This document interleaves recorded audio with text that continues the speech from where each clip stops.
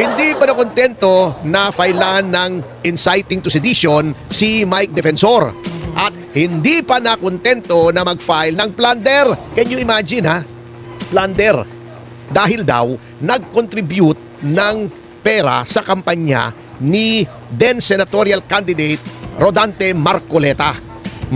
Samantalang, unang-una, di ba pinahihintulot yung pagko-contribute sa Omnibus Election Code? Number 2, hindi ba iyan talagang mga kandidato ay tumatanggap ng mga kontribusyon at nagbayad pa nga ng donor's tax? Si Mike Defensor, may resibo siya. Literally, may resibo. Bakit naman plunder? Yan ang hindi ko maintindihan. Kung hindi ba naman ulalo itong pamahalang ito. Yung mga tumanggap ng maleta, walang plunder. Yung mga nagdedenunsyo, nagsisiwalat, nagpapaimbestiga ng tumanggap ng maleta, yun ang plunder. Yun, ganito na kabaliktad ang mundo sa ilalim ni Marcos Jr. Kita mo Manang Jubes. Kengkoy na kengkoy yung ibang mga komentarista. Sabi nila kasi, hindi ba congressman si Marcoleta noong panahong yun? Sabi ko, oo. Di nakalagay sa Anti-Graft and Corrupt Practices Act ay kapag ikaw ay tumanggap ng pera, ikaw ay corrupt. Alam nyo po, yan ang problema ng mga ibang nagmamarunong. Hindi naman natin minamaliit kasi hindi ko pwedeng maliitin. Maliit ako eh. Yes. Hindi natin minamaliit yung mga hindi abogado. Ngunit, alam nyo po, kaming mga abogado, lahat ng abogado naman, pati si Larry ka doon, ay nag-aral ng 4 na taon ng Bachelor of Laws. O sa ngayon, ang degree po ay Juris Doctor, JD, Juris Doctor. Pagkatapos, nag-review pa po kami ng 6 na buwan. Nag-bar kami. Naipasa namin ang bar examinations bago kami matawag na attorney. Okay? Bakit ko sinasabi yon? Yung iba dyan, nag-google lang. Nakabasa lang ng opinion column. Abogado na daw. Alam daw nila ang batas. Hindi po ganoon kasimple ang batas. Kasi sinasabi nga, tumanggap ka, public official ka, ikaw ay corrupt na. Hindi po. Ang graft and corruption po, kung babasahin nyo yung batas, tumanggap ka ng pera, pinangakuan ka ng kahit anong material na bagay, by reason of your office. Ano po ang office na ibig sabihin sa batas? Yan ba yung opisina mo? Halimbawa, ikaw yung congressman, may opisina ka doon sa Batasang Pambansa o senador ka, may opisina ka sa GSIS. Hindi po. Office here is used in the sense na function yung iyong katungkulan. Tumanggap ka ng pera para dahil sa iyong katungkulan. Okay, halimbawa, mayor. Hindi ba ang katungkulan ng mayor magbigay ng business permit? Yes. Di ba? Opo. Nagbubuo ng business permit sa mayor Binigyan ka ng pera para mag-issue ka ng permit para sa isang bagay na hindi mo naman dapat issuehan ng permit. Yun ang sinasabing office. Function. Function. Yan. Hindi yung office na opisina o yung pwesto mo lamang. Okay. Kung ikaw ay tumanggap ng pera para may gawin ka na within your power na hindi mo dapat ginawa, Nice. pero ginawa mo dahil sa salapi, yun ang corruption. Pero kung tumanggap ka ng pera dahil ikaw ay kandidato at yan ay allowed sa Omnibus Election Code to a certain degree, kasi may limit po ang pwede mong tanggapin at may limit kung ano yung pwede mong gastusin. Limitado yan. Depende sa dami o bilang ng mga rehistradong botante either sa probinsya mo, kung ikaw ay gobernador, o sa lungsod o munisipyo mo, kung ikaw ay mayor, o sa congressman, distrito mo, kung senador, presidente, vice-presidente, buong bansa. Yan. Yung mula Apari hanggang Holo. Yes. Buong bansa, Itbulaga. Acheche! Dito Sena naman Anyway, yan Nabulaga. po ang pagbasa ng batas. Hindi lang isang batas ang babasahin mo. Yung may tinatawag po sa legal hermeneutics or statutory construction, yung pag-interpret ng batas na pari materia, similar material. Tignan mo rin yung mga probisyon ng mga batas na may relasyon dun sa batas na yon. Yun ang sinasabi ko. Okay. So, kinakaso yun, plunder. Medyo malabo yata at saka talagang malabo naman. Gumawa na naman ng usapin tong NBI. Qualified human trafficking naman ang sinasabi. Bakit daw? Di ba? Alam mo yung insidente, no? Yes. Yung dito sa Metro Walk. Nang raid daw yung mga NBI at may nahuli daw sila di umano ng mga babae na biktima ng human trafficking. Kasi may nightclub daw doon. May mga kwarto, etc. etc. May nahuli daw na customer ng prostitution. Okay. Tingnan natin. Ano ba yung human trafficking? Yan. Ang human trafficking po ay yung ikaw ay pipilitin mo, tatakutin mo, lolokohin mo, lilinlangin mo, iba-blackmail mo, ang isang tao para siya ay dalhin sa isang lugar for the purpose ng labor, yung forced labor, or prostitution, or sexual abuse, etc. etc. Okay. Mabigat na paratang po yan. Okay. Noon bang nandoon ang NBI, nakita nila nananakot, namimilit, nanloloko si Mike Defensor doon sa mga babae? Hindi. Bakit gagawin ni Mike Defensor yan?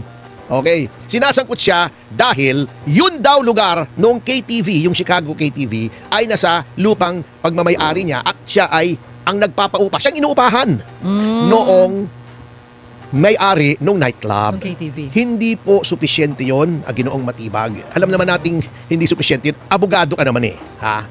Okay. Kung ikaw ay nagpapaupa ng isang lugar at ito ay ginamit sa illegal, Opo. dapat ipakita na ikaw ay alam mo na yun ay gagamitin sa illegal na bagay. Ay, happy 1,000 viewers, mga kasama. Oh, aga-aga. Alam mo, yun ay gagamitin sa illegal. Opo. At hinayaan mong yun ay gamitin. Di ba? Yun ang qualified human trafficking when 3 or more persons. Qualified human trafficking. Kung inupahan lang yung lugar mo at may nangyaring illegal at hindi mo naman alam, bakit ka kakasuhan? Hindi po kasama yun sa kaso. Kita ba to? Pati ba naman yung asawa at saka yung anak na babae na abogada? Maggagawa pa naman ng human trafficking yun. Ano lang yan eh? Ha? Panggigibit lang yan at alam ng taong bayan yan. Ngayon, ito example, actual na experience ko. May hinandle ako noon na kaso, yung Alabang, matagal na ito, ewan ko na tatandaan itong ating panauhin si Major Jun Saigo. Yung raid sa Shabu Factory sa Alabang. Sa Ayala, Alabang mismo, sa loob. Ni-raid ng mga pulis. Nag-imbestiga. Alam mo kung sino ang may-ari ng bahay na nirerentahan noong mga Taiwanese ito na mga di umano ay gumagawa ng shabu. Si dating Senador Jambi Madrigal. Kinasuhan pa si Jambi Madrigal? Hindi, dahil maayos noon ang NBI. Maayos ang pulis. Alam nila na nung nag-imbestiga sila, nangungupahan lang. Kasi kahit sino tao Nangungupahan lang yun. hanap buhay mo, nangungupahan ka. O, di ba? O, nangungupahan, malay ba niya? Wala naman siya ron. May mga ginawang mga bagay doon na panggawa di umano ng shabu. O, wala naman siyang kinalaman. Bakit mo kakasuhan? Hindi mo basta-basta kinakasuhan. O, ito pa, example. Sa Soler, hotel, kahit anong hotel. O, wag niyong sabihin, walang kahit anong activity na sangkot sa prostitution dyan. Lalo-lalo na yung may mga kasino. Kaya ako, laban na laban, kontrang-kontra ako sa pagsusugal. Ang daming sumusulpot na iba't ibang bisyo dyan eh. Di ba? Meron dyan nagdodroga na para hindi makatulog, para makapagsugal na makapagsugal. Addiction din kasi ang sugal eh. O, di ba? Marami nalulupog. Ayan, may prostitution. O, sabihin natin Soler. O, merong customer doon, foreigner. O, kahit taga rito, local. Okay. May mga nag-aalok ng babae dyan eh. O, dinala niya sa kwarto niya. That's prostitution, binayaran niya. Repeated engagement in sexual acts for gain. Yan ang definition ng prostitution.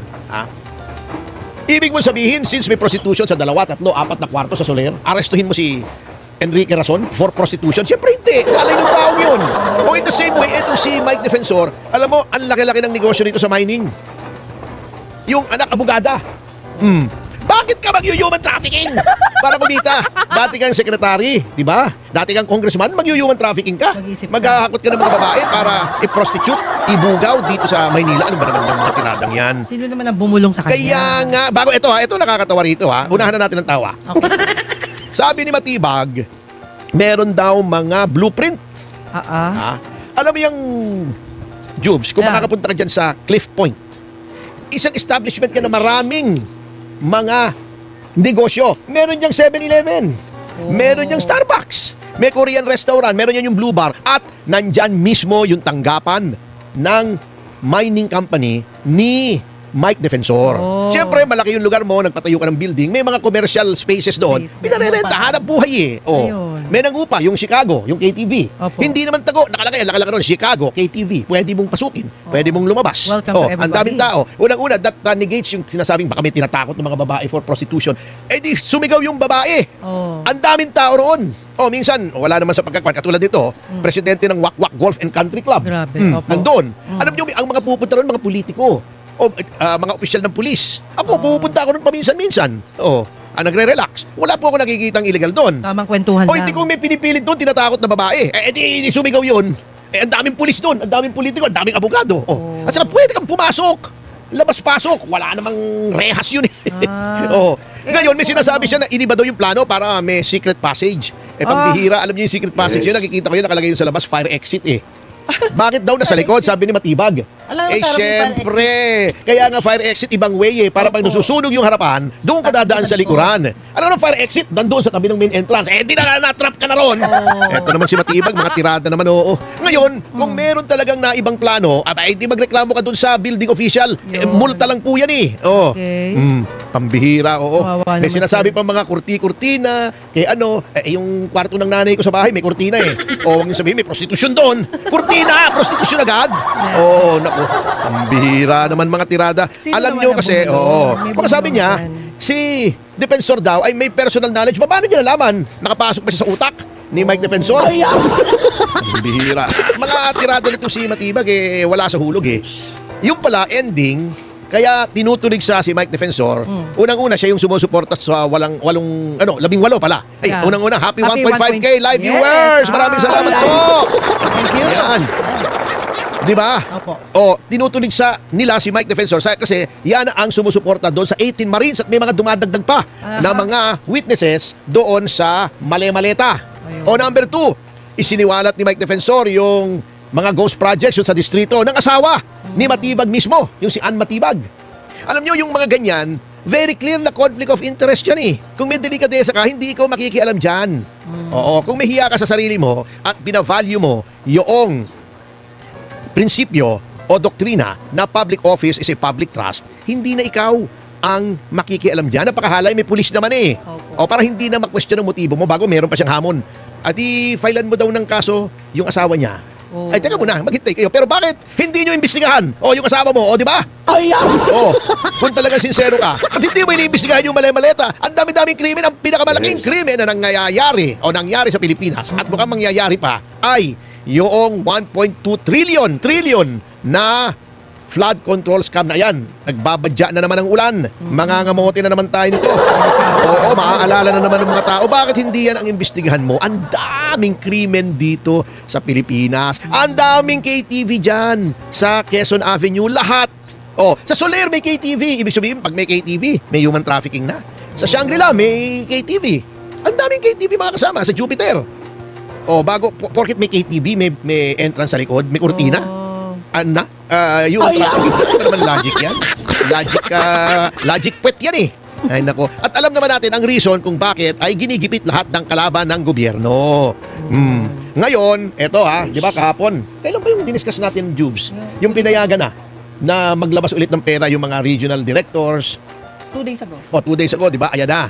Bakit? Kailangan na naman nila ng pera. Bakit? Pwede na ulit. Di ba nag-may impeachment? Di ba? Galing nyo, no? Alam na naman Bago ngayon, sinasabi, ang mga mag-i-increase na daw sila ng infrastructure spending. Okay, parehas ang laban natin dito, no? Tama naman yun. Kasi sa sama ng ekonomiya, dapat i-pump prime ng ating gobyerno yung infrastructure kasi yan ay nagpapasok ng pera sa ekonomiya. Opo. Umaandar muli. Ang priming, di ba yung dati pagka yung bomba ngayon, may self-priming na yung mga water pump Di ba dati bubuksan mo muna yung ibabaw, lalagyan mo ng tubig, sasaran mo. Yun ang pump Para priming. lumakas. Para lumakas, lagyan mo muna ng tubig, parang Opo. pondo. Yun. Pero, yung timing mo off di ba? Ayan. Bakit lumabas na naman tong infrastructure? Bantayan natin to. Hindi ko sinasabing itigil lahat ng infrastruktura ng gobyerno. Oo. Hindi pwede yun. Pero, tuloy-tuloy. may bantayan natin. Baka happy days are here again na naman, Dahil may impeachment, Baka pang project na naman yung natatandaan nyo. Noong na-convict sa impeachment, si CJ Corona, lumabas. Meron palang mga daan-daang milyon na ginawang panuhol doon sa mga senators, judges. May mga nakulong pa. Baka ganyan na naman ang mangyayari. Baka kailangan na naman ng pera para ma-impluensyahan May yung produce. outcome ng impeachment. Baka kailangan na naman nila ng pera para sa propaganda, sa PR nila. Wag naman sana. At saka para magpakita ng pagmumuka nila si Luistro, si De Lima at si Lorna Capunan. Alam nyo, payo po sa Malacanang, kung magpo-propaganda naman po kayo, yung medyo hindi naman nakakayumot ang mga pagmumuka ng pinakikita nyo kasi hindi po effective Kung, walang biro, ito, real talk, di ba? Modelo ba yun? Alin? Yung sinabi mo? Mga modelo dati yun, ng Combantrin, Hindi, di ba? Pagka ganun ang usapan, ayaw na. Bago, yung spokesman ni VP, kaganda-gandang lalaki, di ba? Si Michael Poa. Bago itatapat mo, anak ng teteng naman Ewan ko ba kung anong iniisip nila? Wala na bang makuhang ibang spokes dyan?